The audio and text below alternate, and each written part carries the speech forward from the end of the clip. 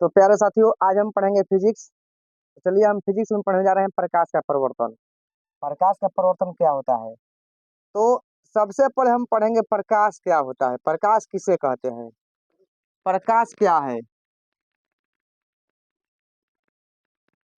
प्रकाश किसे कहते हैं। तो प्रकाश वह भौतिक बाह्य कारण है। प्रकाश क्या है? तो वह भौतिक बाह्य कारक है जिसकी सहायता से हम किसी भी वस्तु को आसानी से देख पाते हैं। अगर प्रकाश नहीं रहेगा तो हम किसी भी वस्तु को नहीं देख सकते हैं। प्रकाश के बिना हम किसी भी वस्तु को नहीं देख पाते हैं। तो प्रकाश का होना काफी जरूरी है। तो ये तो हो गया प्रकाश। प्रकाश क्या है? तो एक प्रकार का भौतिक कारण है, यानी कि भौतिक कारक है जिसकी सहायता से हम किसी भी वस्तु को देख देखने में समर्थ रहते हैं। अब कुछ वैसी वस्तु होती है जो एक प्रदीप्त होती है, एक अप्रदीप्त होती है। तो प्रदीप्त वस्तु क्या कहलाती है, अप्रदीप्त वस्तु क्या कहलाती है? तो सबसे पहले हम बात करेंगे प्रदीप्त वस्तु। प्रदीप्त वस्तु के बारे में बात करेंगे। तो वे वस्तु जिनमें अपना प्रकाश मौजूद हो, जो अपने प्रकाश से चमके, उसे प्रदीप्त वस्तु कहते हैं। जैसे मान लीजिए सूर्य। सूर्य क्या है? एक तारा है। सूर्य में अपना प्रकाश होता है, वह अपने प्रकाश से चमकता है, न कि दूसरों के प्रकाश से। जलता हुआ बिजली का बल्ब, जलता हुआ बिजली का बल्ब, ये भी अपने प्रकाश से चमकता है, यह दूसरे के प्रकाश से नहीं चमकता है। अगर जलता अगर जो बल्ब है जलता हुआ रहेगा तो उसमें अपना प्रकाश रहेगा। जलता हुआ मोमबत्ती,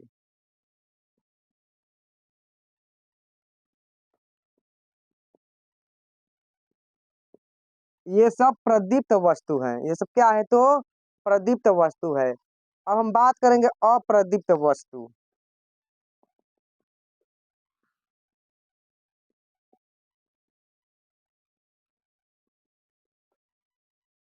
अप्रदीप्त वस्तु क्या होता है? तो वे वस्तु जिनमें अपना प्रकाश मौजूद न हो। जिन वस्तुओं में अपना प्रकाश मौजूद न हो, जैसे मान लीजिए कुर्सी। कुर्सी में तो अपना प्रकाश होता नहीं है, क्योंकि कुर्सी कभी चमकता तो नहीं है। अगर उस पर प्रकाश पड़ेगा तभी वह दिखाई देगा, अन्यथा वह दिखाई नहीं देगा। मेज, ये सब क्या है? तो अप्रदीप्त वस्तु है। ये सब क्या है?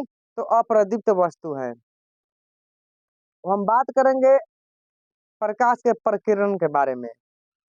प्रकाश का प्रकीर्णन क्या होता है?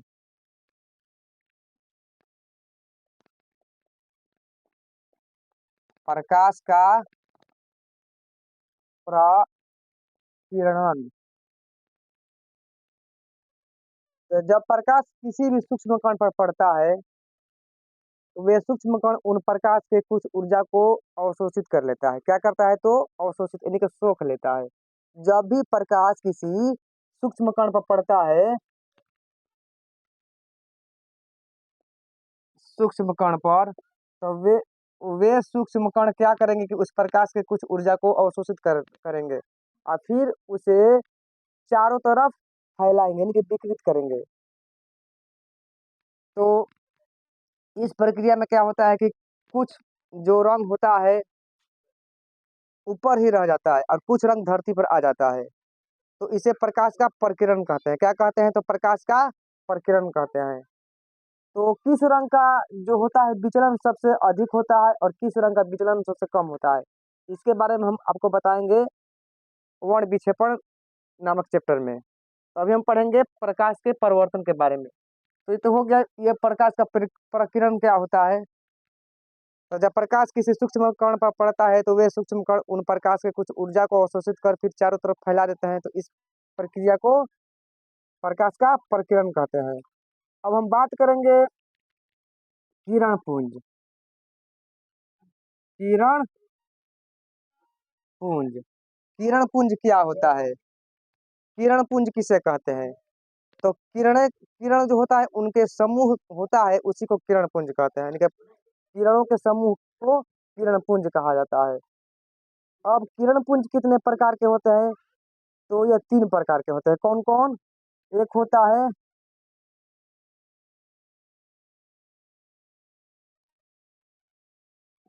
अपसारी किरण पुंज, अपसारी किरण पुंज। दूसरा होता है समांतर किरण पुंज, और तीसरा क्या होता है? अभिसारी किरण पुंज। अपसारी किरण पुंज, समांतर किरण पुंज और अभिसारी किरण पुंज, ये 3 प्रकार के होते हैं। अपसारी किरण पुंज क्या होता है, समांतर क्या होता है और अभिसारी क्या होता है? तो सबसे पहले हम बात करेंगे अपसारी किरण पुंज के बारे में। अपसारी किरण पुंज क्या है? तो वे किरण पुंज जिनमें प्रकाश, क्या इसमें प्रकाश क्या होता है? तो इसमें प्रकाश एक बिंदु स्रोत से फैलता चला जाता है। क्या होता है? तो एक बिंदु स्रोत से, ये मान लीजिए एक बिंदु स्रोत हो गया, यहाँ से प्रकाश क्या होगा? फैलेगा। तो अपसारी किरण पुंज में क्या होता है? तो प्रकाश एक बिंदु स्रोत से फैलता चला जाता है, तो इसे अपसारी किरण पुंज कहते हैं। क्या कहते हैं? तो अपसारी किरण पुंज। समांतर किरण पुंज में क्या होता है? तो इस प्रकार के किरण पुंज में प्रकाश एक दूसरे के समांतर होती है। क्या होती है? तो एक दूसरे के समांतर होती है। अब तीसरा हमारा है अभिसारी किरण पुंज। अभिसारी किरण पुंज किसे कहते हैं? तो अभिसारी किरण पुंज में जो प्रकाश होता है एक बिंदु स्रोत पर आकर मिलता है। क्या होता है? तो इसमें प्रकाश एक बिंदु स्रोत पर आकर मिलता है। मान लीजिए ये प्रकाश है, ये यहाँ पर जैसे कि आकर मिलेगा, ये एक बिंदु स्रोत हो गया। प्रकाश होगा तो इसमें क्या होगा? तो एक बिंदु स्रोत पर आकर मिलेगा, तो यह अभिसारी किरण पुंज हो गया। तो प्रकाश पुंज भी हमारे यानी कि किरण पुंज भी हो गया। अब कुछ वस्तु पारदर्शी होती है, कुछ वस्तु अपारदर्शी है, कुछ वस्तु पारभासी होती है। चलिए इसके बारे में हम समझते हैं।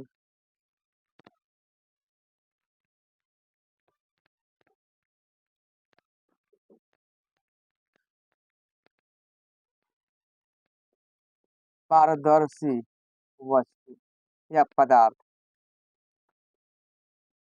सबसे पहले हम पारदर्शी के बारे में समझते हैं। तो वे वस्तु जिनसे होकर किसी भी चीज को देखा जा सकता है। मान लीजिए अगर कोई शीशा ले लीजिए, शीशा, शीशा से आर पार आप देखिएगा तो आप किसी भी वस्तु को आर पार देख सकते हैं। तो जिन वस्तुओं से किसी भी चीज को या किसी भी पदार्थ को आर पार देखा जाए उसे पारदर्शी वस्तु कहते हैं। मान लीजिए कांच हो गया, कांच की सहायता से हम किसी भी वस्तु को आर पार देख सकते हैं। दूसरा होता है पारभासी। पारभासी, पारभासी, पारभासी पदार्थ वो होता है जिन पदार्थों से होकर किसी भी वस्तु को हम अंशतः देखते हैं। कैसे देखते हैं? तो अंशतः, धुंधला दिखाई दे, उसे हम पारभासी। जैसे कि मान लीजिए तैलीय कागज है, तेल लगा कागज, तो उससे प्रकाश के उससे क्या होता है? धुंधला दिखाई देता है। मान लीजिए कुहासा है, कुहासा में अगर आप किसी को देखिएगा, यानी किसी का चेहरा देखिएगा, किसी को देखिएगा तो वो स्पष्ट रूप से दिखाई नहीं देगा, धुंधला दिखाई देगा। तो कुहासा भी एक प्रकार का परभासी भी हुआ। क्या हुआ? वो भी एक प्रकार परभासी हुआ। तीसरा नंबर पर आता है अपारदर्शी। अपारदर्शी, अपारदर्शी क्या होता है? तो जिन पदार्थों से होकर किसी भी वस्तु को हम नहीं देख पाते हैं उसे अपारदर्शी कहते हैं। जैसे कि एक दीवार ले लीजिए, क्या है? दीवार, दीवार के से हम आर पार नहीं देख सकते हैं, तो दीवार क्या हुआ? अपारदर्शी हुआ। तो यह था पारदर्शी, पारभासी, अपारदर्शी। अब हम बात करेंगे प्रकाश का परिवर्तन क्या होता है। तो चलिए इसके बारे में हम समझते हैं, प्रकाश का परिवर्तन क्या है।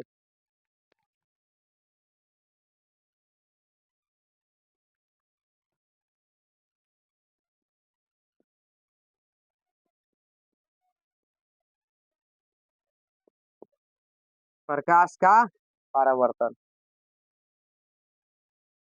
तो जब प्रकाश की किरण एक चमकदार सतह, मान लीजिए चमकदार सतह का मतलब समझ लीजिए दर्पण। दर्पण क्या होता है? एक प्रकार का चमकदार, चमकने वाला पदार्थ होता है। तो उसका जो चमकदार सतह होता है, उसका 2 भाग होता है। एक भाग प्रतिलिपित रहता है, लेकिन दूसरा भाग क्या होता है? चमकता है। तो जब प्रकाश किसी भी चमकदार सतह पर पड़ता है, तो वह प्रकाश उसी माध्यम में दूसरी तरफ चला जाता है, लेकिन उसी माध्यम में रहता है। जब प्रकाश की किरण किसी भी चमकदार सतह पर पड़ता है, तो वह उसी माध्यम में लौट जाता है। तो इस घटना को प्रकाश का परावर्तन कहते हैं। अब इसके लिए आप समझ लीजिए यह डायग्राम से, ये डायग्राम के माध्यम से आप समझ सकते हैं। यह हो गया हमारा आपतित किरण। आपतित किरण। ये हमारा हो गया परावर्तित किरण। यह हो गया आपतन बिंदु।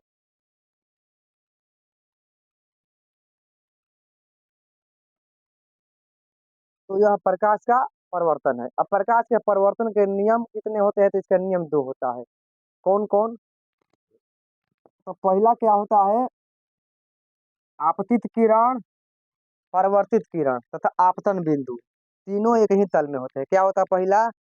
तो पहला होता है आपतित किरण,